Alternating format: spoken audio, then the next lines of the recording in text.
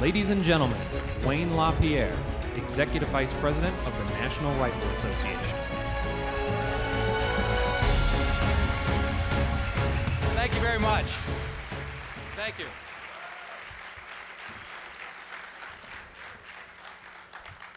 Thank you.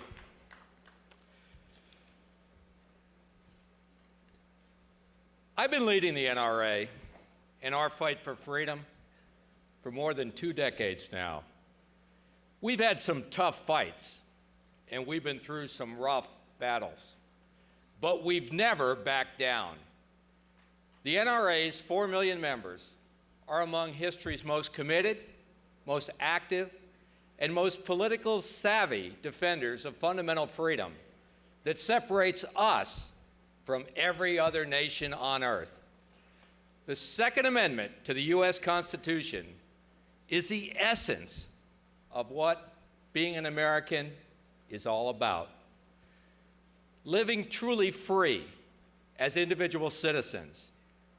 No matter what other issues you may care about, it is the core principle of real freedom for each citizen that defines the uniqueness of our nation.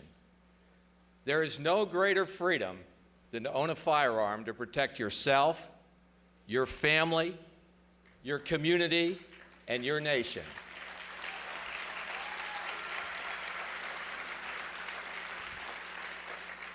Our Second Amendment freedom is truly the heart and soul of America, and our soul is at stake in this election. This campaign is a fight for our country, our values, and the freedom that we believe in. All of our Second Amendment liberty, all of the rights we've worked so hard to defend, all of what we know is good and right about America, all of it could be lost if Barack Obama is reelected. It's all or nothing. And I'm here to announce that gun owners, everywhere I go in this country, are signing on, joining up, and donating to our cause.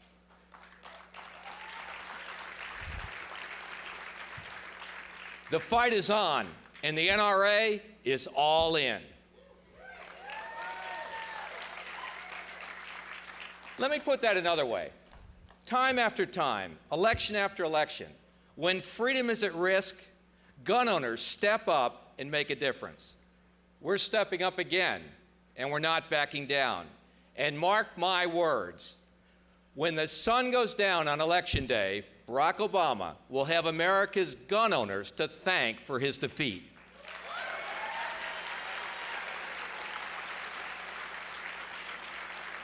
Now, the president and his campaign advisors, they don't like hearing that. He'll say he hasn't pursued an anti-gun agenda. He'll hit the campaign trail and he'll give us lip service about how he's left gun owners alone during his first term. Well, Mr. President, with all due respect, we've had enough lip service the first term to know we don't need a second term. Sir, it's time for you to go.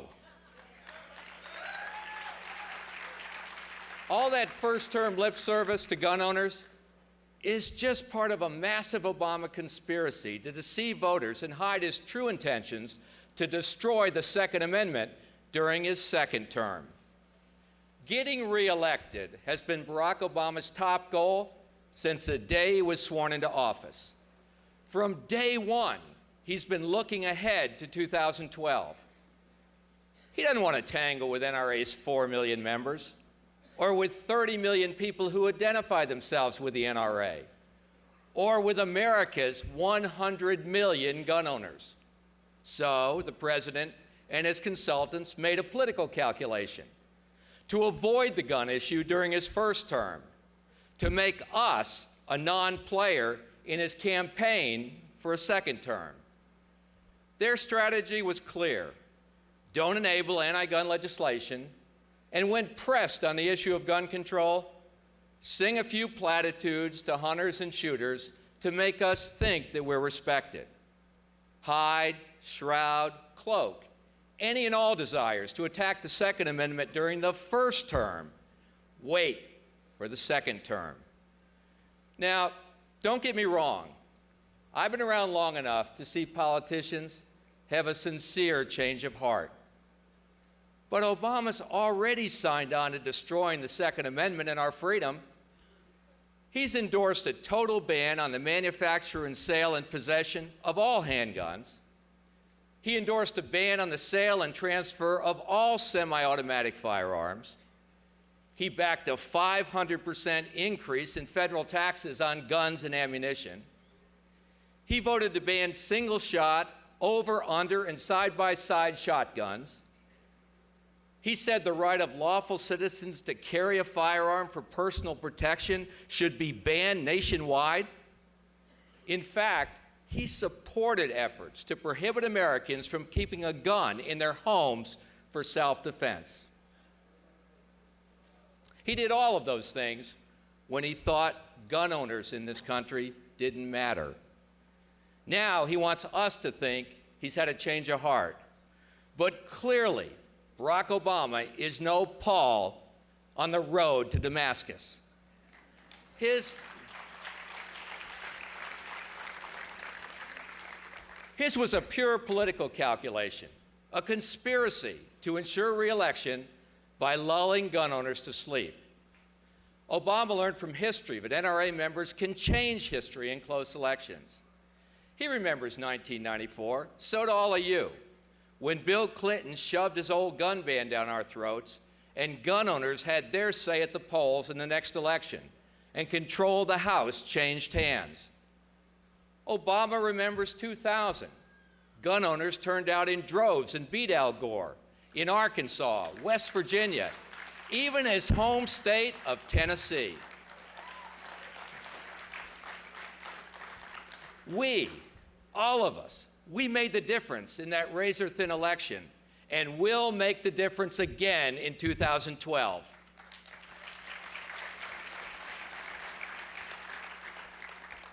Now, when I first explained that last fall to the news media, they went crazy, calling me crazy. But I've got news for all you reporters. You can call me crazy, but the media won't win this election. Gun owners will.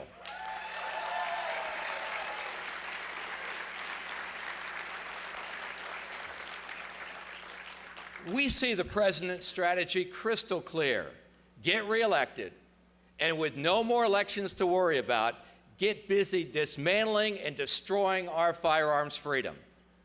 Erase the Second Amendment from the Bill of Rights and excise it from the U.S. Constitution. They're already setting the stage for gutting the Second Amendment and our freedom. The president has already appointed 2 justices to the U.S. Supreme Court, and when given the chance, Obama jumped to put Sonia Sotomayor and Elena Kagan on the bench. They are 2 of the most rabidly anti-gun justices in history. They've joined Justice Ruth Bader Ginsburg on the court. Yeah. I'm getting there right now. Not long ago, after hugging Obama like a giddy schoolgirl at the State of the Union, Ginsburg said this about our American Constitution, and I'm quoting her here. I would not look to the United States Constitution if I were drafting a Constitution in the year 2012. I might look at the Constitution of South Africa. Let me quote her again. I would not look to the United States Constitution if I were drafting a Constitution in the year 2012. I might look at the Constitution of South Africa. So much for her oath to uphold our Constitution.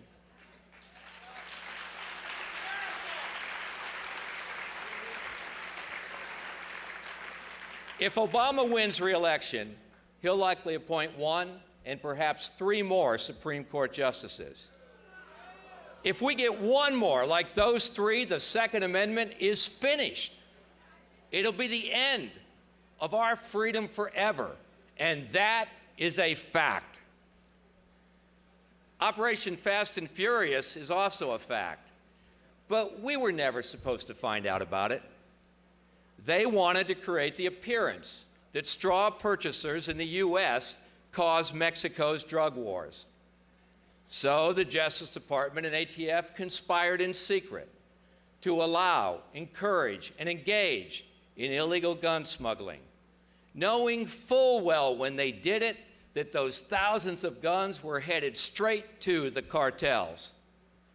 They ran a massive campaign out of the Department of Justice and the White House to manipulate public opinion and encouraged the media to slander the reputations of honest gun dealers when they knew the truth all along.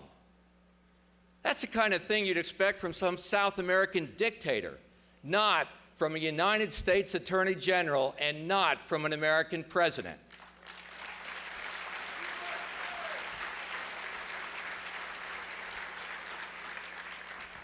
President Obama and Attorney General Eric Holder now shrug their shoulders and say, I didn't authorize it, don't ask me. Right now, they're stonewalling 2 congressional investigations, as if Americans shouldn't care that a massive criminal enterprise appears to have been run right out of our own Department of Justice, just to set the stage for a future Obama gun ban. Here are the facts. The Department of Justice launched a criminal enterprise. They smuggled thousands of illegal guns to the drug cartels. Those guns were used to kill a federal agent, Brian Terry. Those guns have and will be used to kill innocent Mexicans and Americans for decades. And they did it all for political gain, so they could wrongly blame honest American gun owners for Mexican drug violence. Now the truth is out, and nobody has been held accountable. Even Valerie Plame got a special prosecutor. All Fast and Furious gets is a White House cover-up. The fact that Eric Holder is still on the job and hasn't been fired is a disgrace.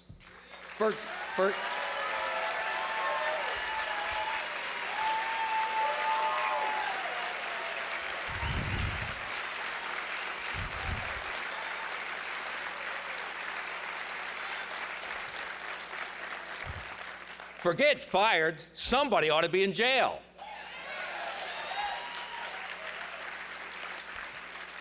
Now I ask you, after letting his Justice Department become an accessory to murder, how does the president even look at himself in the mirror? But you won't hear Rachel Maddow talking about the White House cover-up.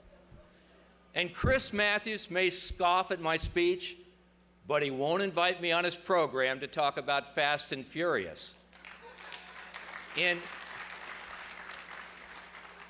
fact, the entire NBC network has barely even mentioned the scandal. They become part of the cover-up, and Brian Williams and everybody at NBC ought to be ashamed.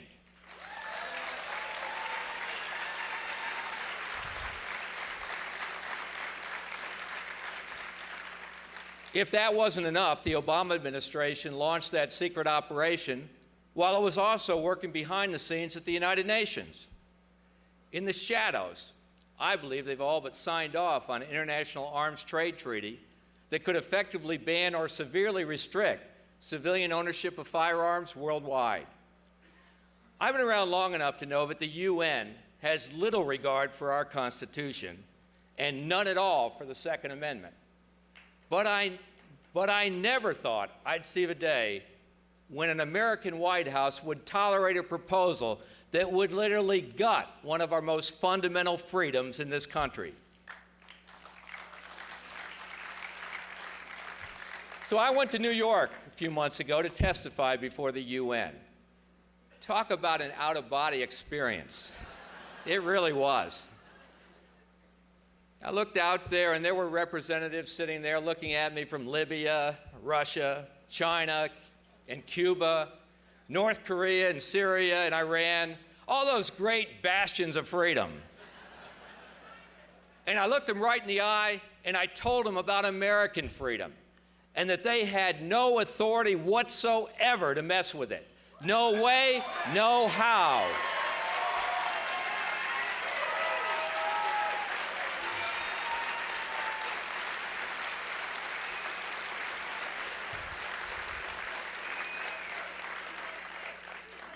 And Americans from one end of the country feel just like you about that.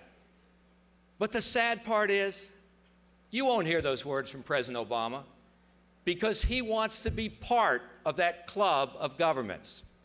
Heck, maybe they'll even give him another Nobel Prize. And when he can, the president will go around Congress to impose any restrictions possible on the right to keep and bear arms. He's already pushing the limits of executive order power, circumventing Congress with backdoor gun registration on lawful firearms purchasers. And we know there are more executive orders ready to go, amounting to a full-scale regulatory war on gun rights of every lawful American citizen. Sotomayor, Kagan, Fast and Furious, the United Nations, executive orders. Those are the facts we face today. The president hopes we'll ignore those facts. He hopes gun owners will follow the elite media who deny them. But we know better. We know those facts and so much more are the nightmares we will all face in a second Obama White House. President Obama and his cohorts will deny their conspiracy to fool gun owners. They'll deny the fact that if this president gets a second term, America as we know it will be on its way to being lost forever. All across this country, everywhere you go, people are worried. Parents fear their kids won't be able to live the American dream. We witness violence and drug gangs in our communities. We see the collapse of our southern border and fear for our safety. We are angered as our American values and culture are sacrificed on the altar of international acceptance. But let me tell you this, we are the majority. We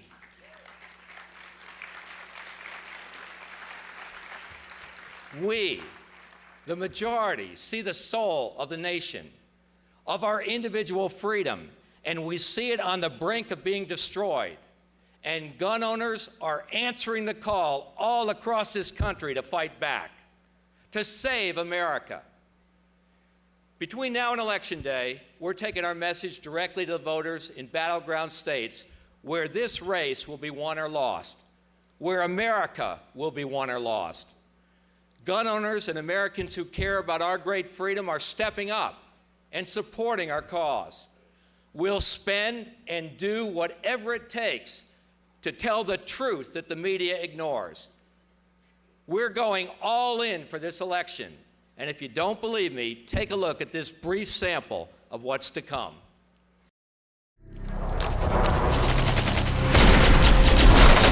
This plague is spreading everywhere. People are assassinated, placed in trunks, left with banners. We just do what needs to be done. Do I think the border is secure? Hell no. This violence, it's not just coming here, it is here. We're in a war, and we need to deal with it that way. My wife comes home, a woman's head is in the front yard. Is this America or is this Iraq? Oh, absolutely. I carry a gun everywhere I go. No president who has the best interest of this nation as it was created would ever do something like this. These guys ought to be criminally tried for what they're doing in this nation.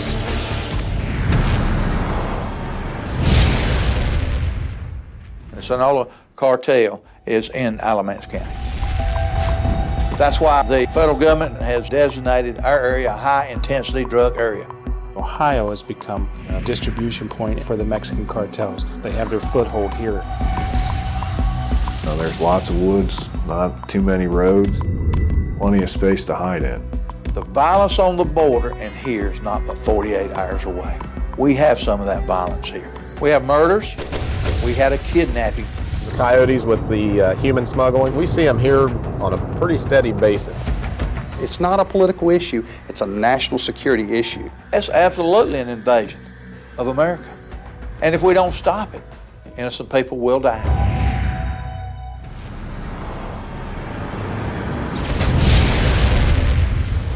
It looks like the agency was doing this on purpose. The government actually encouraged gun dealers to sell multiple firearms to known and suspected traffickers. It's inconceivable that you would let weapons walk. The ATF screwed up. I did not authorize it. Eric Holder, the Attorney General, did not authorize it. Originally, they tried to blame the gun dealers. Then when it became obvious that this was allowed, each